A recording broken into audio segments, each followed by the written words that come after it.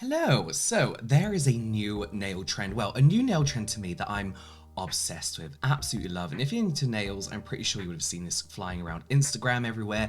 And that is bubble nails. Now, we're not talking that kind of like, foaming up with washing up liquid and putting a bubbly effect on the nails. It's physically putting air bubbles into a nail so they look like bubbly pieces of plastic, which I absolutely love. And it took me forever to try and find out how people were doing this because a lot of people kind of keep their techniques secret. So I'm going to start with the way that I found easiest. The easiest way to do it that requires, in my opinion, very little experience. It's beginner-ish friendly, but also not really. It does take a bit of technique, and I have nowhere near mastered this, but the more I practice, the better I'm getting at it. So I'm teaching you how to do it, but by no means do I think I've got it down because I have not. And then I'm going to show you a technique after that I definitely don't have down, but I think might be one of the easier ways to do it. I will say first of all, one of the cons of this trend is kind of like the Aurora nails in the sense that they're thick.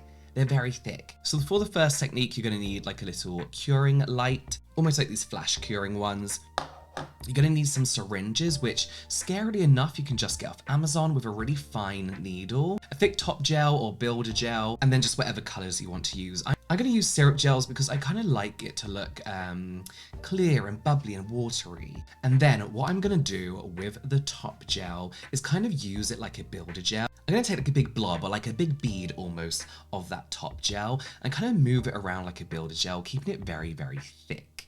Kind of making it into this like clear gem type shape. Then I'm going to flash cure that for 10 seconds. Now, what I discovered here, the most important thing to do is to make sure that the edges of this bead that you've done are cured, because otherwise you're going to put the syringe in and it's going to leak out one end, air's going to come out the other end, and you want to be trapping all that wet product in. So go around the edges for a good 10 seconds. Then with your syringe, go in, poke holes, very, very slowly pump that air into the nail, into the builder gel, into the top gel, whatever you're using. This is actually so difficult because sometimes the bubbles just join up together or it leaks out the other end instead. So go in very slow, try and work at opposite ends, try and keep the bubbles away from each other. You can do this in two different positions. So if you've got like the top of the nail, you can do one at the top, like a bead here, then a bead here separate, and kind of inject those separately, and then cure them both properly. I'm going to put a bit of like mirror powder on top as well to give it a bit of like a watery aqua feel. And then we're going to take that top gel again and kind of build around it to make a smooth nail. It's going to be very, very thick. It's going to be thick.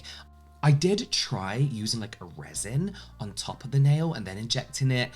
Resin cures unbelievably quick. Within a second, it cured. This was a soft resin as well. So this is definitely the easiest and my favorite way to do it, but it does take skill. It does take practice. I've still not got it right, but doing this, a couple times, and honestly, by the time this probably goes out of trend, I would have mastered it, but no one would even care about it anymore. The next one is something I saw on Instagram, I believe, and I believe this is a nail artist who really has kind of made this popular. And you kind of start the same. You take a nail tip, and I would say these make for good press-ons rather than directly on the nails because it does get so thick and there's so much product involved, it could get very, very messy. So you take one of your full coverage tips, use a nice syrup gel, whatever you want to use, and then you're going to take the same size tip, flip it upside down, and then we're literally going to paint on the bubbles. I'm using a builder gel from Fiote just because I know it holds its shape enough for me to kind of work with it and take my time. I am still flash curing it here and there when I'm happy with a shape.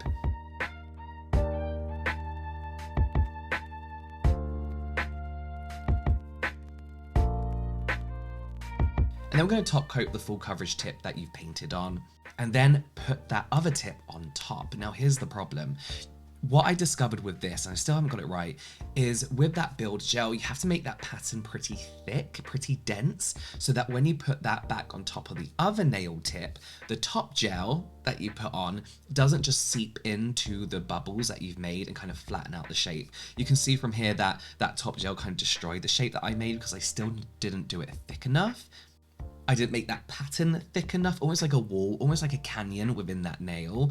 Then what you have to do is take another thick top coat, builder gel, whatever, and fill in all the gaps around the edge and try and create this smoother looking nail. I feel like, funnily enough, it's less time and less effort, but it does take a little bit more skill.